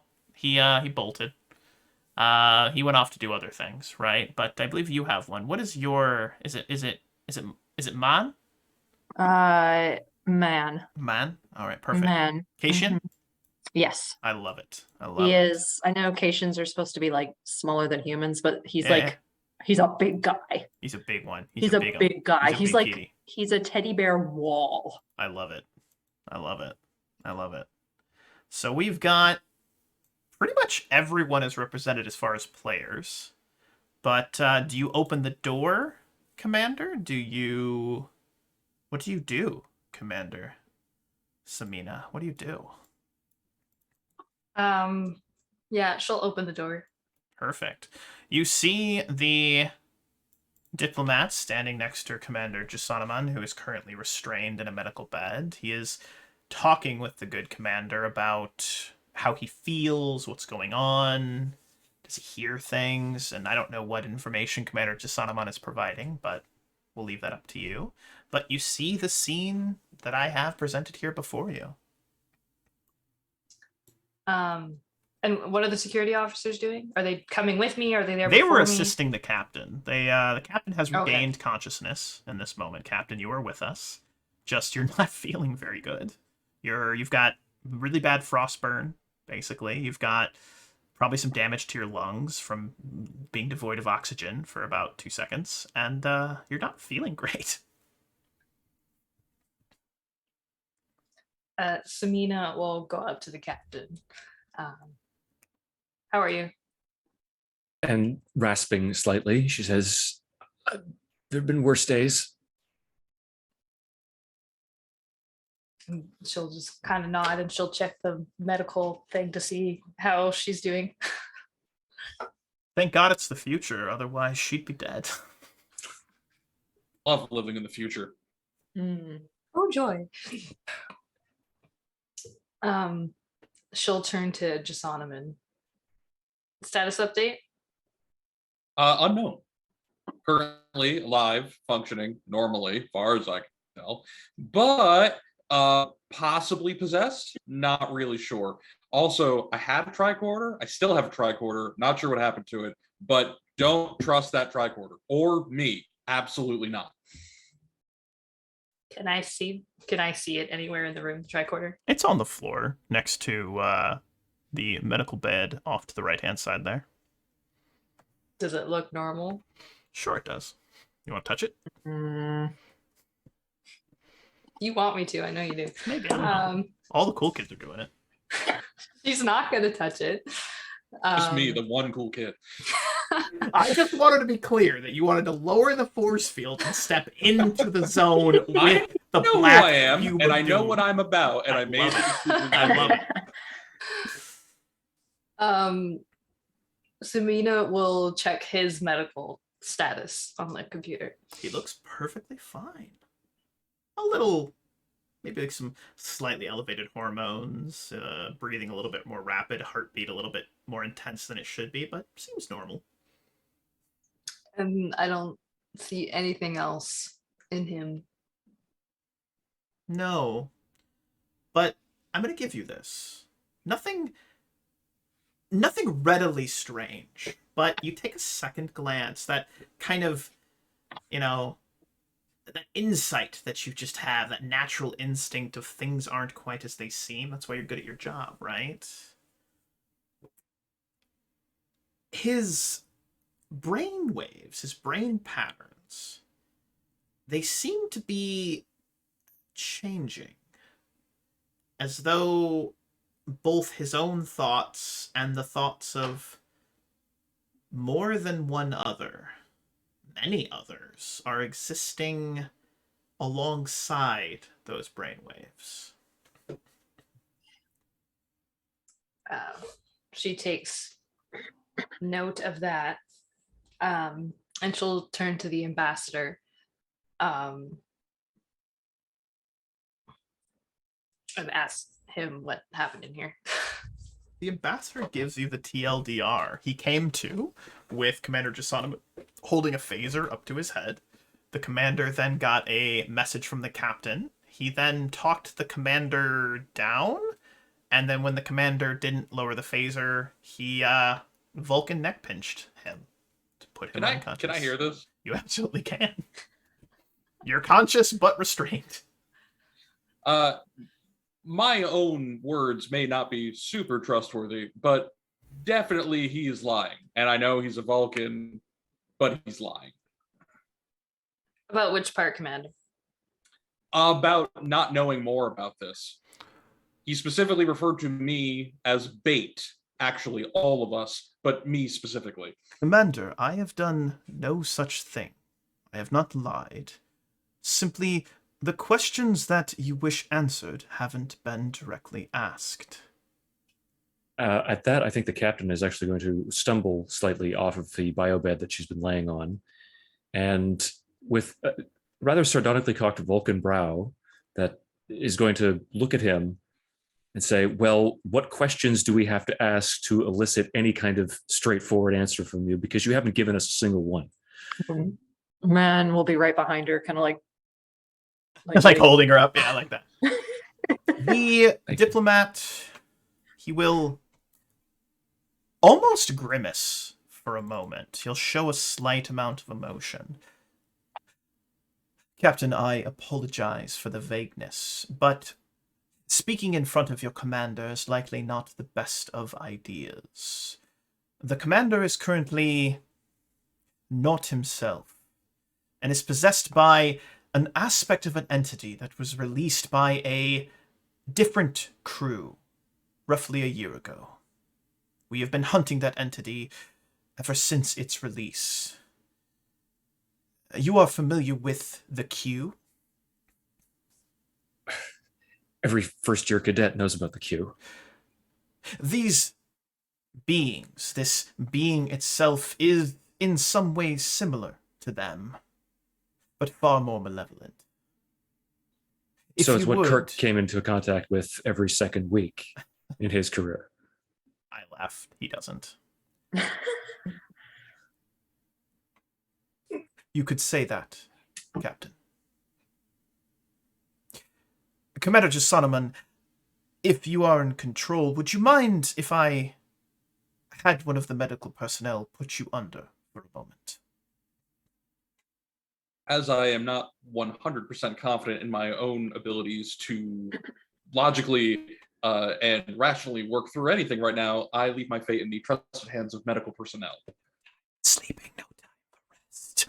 Much to be done, much to be done. I am, of course, constantly at the whims of something in my ear, specifically my head. Although, if I may test a theory, I would like to start running through equations that have never been solved in my head to see if maybe I can get some help, because I have so many voices in my head. How far can I go on Fermat's last theorem? So here's what's going to happen. As long as you are possessed, you get to roll a base of 3d20 rather than 2d20. That is your benefit. However, the caveat is you're possessed, so I might fuck with you sometimes. So we'll see how that goes. As someone who almost died from coffee in the first session, this is entirely appropriate. This seems like an upgrade. That's great. So one of the personnel comes over, administers a sedative, you pass out. You do run some equations in your head, and maybe to your surprise, you can do like long form calculus like it's 2 + 2. Like it is crazy. Like you are basically you're like a mini supercomputer right now. It's pretty cool. Oh, somebody called Daystrom. This is great. Pretty great, actually. Yeah. Once Jasanaman is unconscious, the diplomat will turn to the captain and the intelligence officer and will explain to you a little bit about a vessel known as the USS Ragnar. And roughly a year ago, this vessel disappeared, but simultaneously a very powerful energy source, which was later discovered to be a powerful entity, one that rivals the power of the Q continuum, not just one Q, but the entire continuum itself.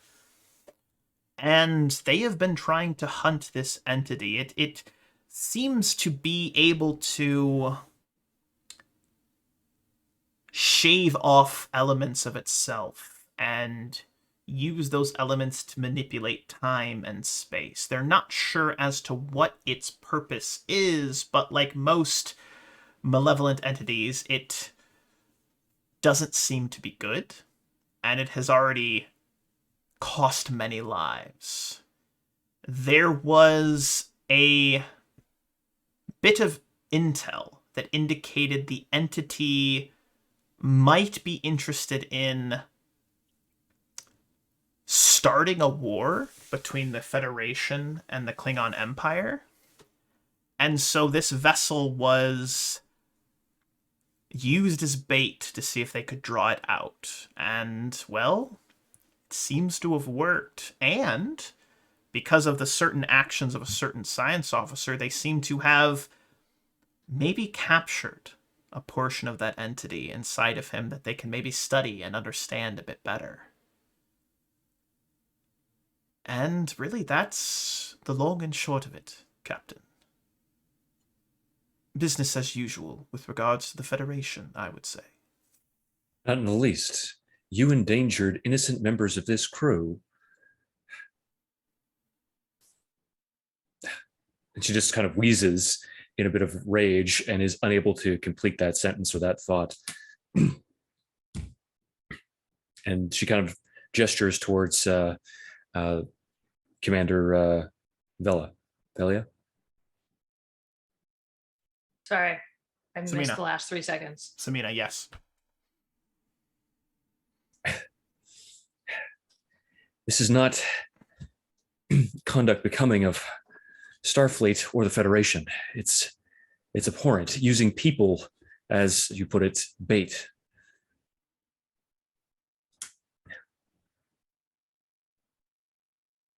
In times of war, Captain, risks must be taken, and that is to say, this wasn't our first choice, Captain. But all other avenues had been considered. This was the most logical decision to be made, and ensured the greatest chance of success. And, emotions to Jasanaman, we have indeed succeeded. And what the hell was with the segment of another starship spliced into ours? The renegade captain that was running about, was her ship, her crew, infected by this entity? Captain, that is something I do not have the answer to. But hopefully working together we can discover what the answer to that question is. And she's going to then turn over to Commander Velia. Commander, before all this began, you said that you felt that you believed that somebody on board this ship was trying to subvert us. Has your investigation into that proceeded? Or do you think it was these holographic crew members? It was unfortunately a distraction by this holographic crew. This other captain.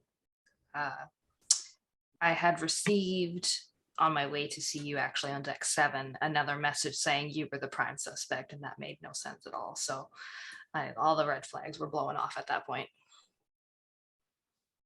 I see. Well, Ambassador. It is concerning, though, that they had requested my authorization code. They have some sort of deep connection, or information rather, knowledge of Starfleet operations. Well, I'll leave the security alterations that need to be made to the vessel in your capable hands, Commander. I'm sure that you have a lot of work to do. For once.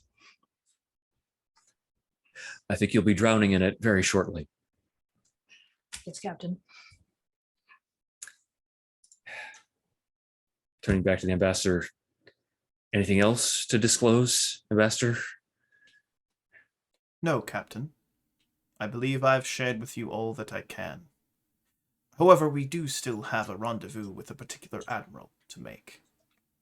I think we have a rendezvous with a repair bay and about a month in dry dock to replace. And she looks over and I guess like takes out a pad. What, about 50 meters worth of deck 7? Captain, is that deck vital to the functionality of the vessel? That particular section?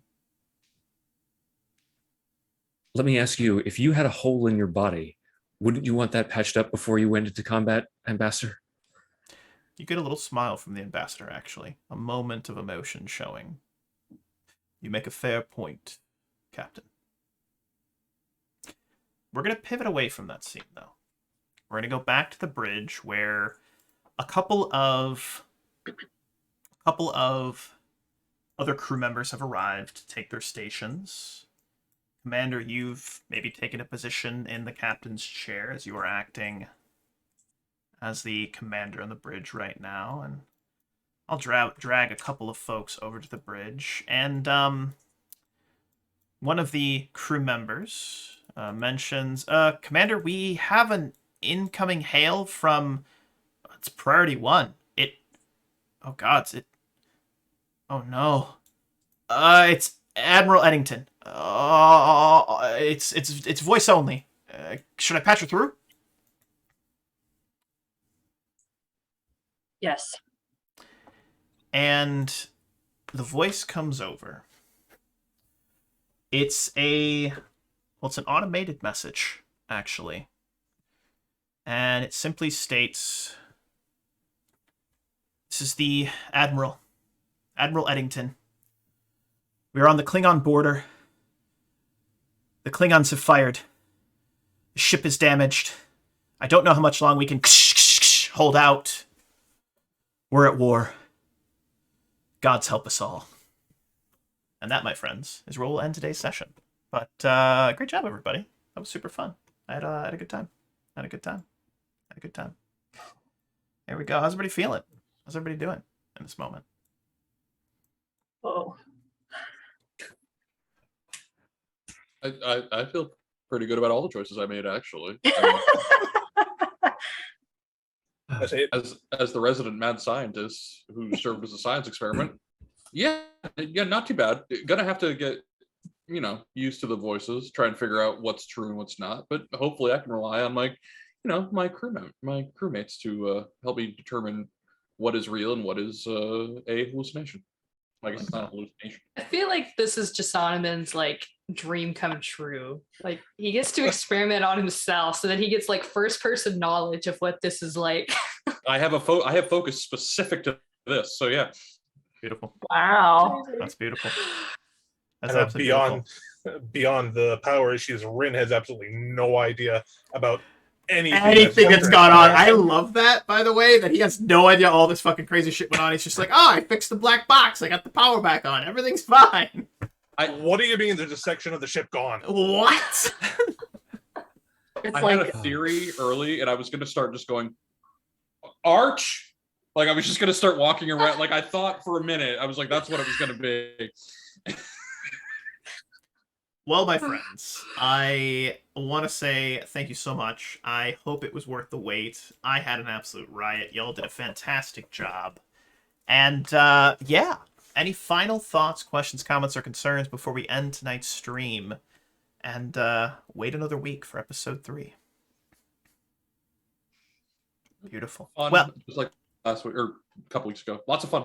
Wonderful. I'm glad to hear it. Everyone will be back. That's a good thing. Well, as I always say at the end of every session, thank you so much to the viewers for viewing. Thank you to the players for playing.